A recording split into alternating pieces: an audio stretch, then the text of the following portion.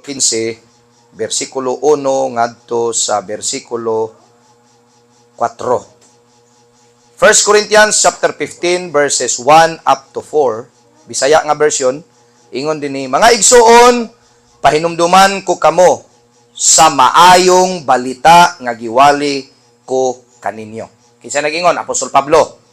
Mga igsuon, pahinumduman ko kamo sa maayong balita nga giwali ko kaninyo. Ug hangtod karon mo ni atong giwali nga maayong balita.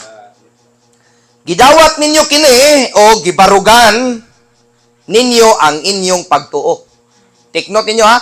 Gidawat nato ang maayong balita ug atong gibarugan ang inyong pagtuo. Ang atong pagtuo niining gitawag nga maayong balita. Sa in English ani gospel. Okay? Maayong balita, gospel.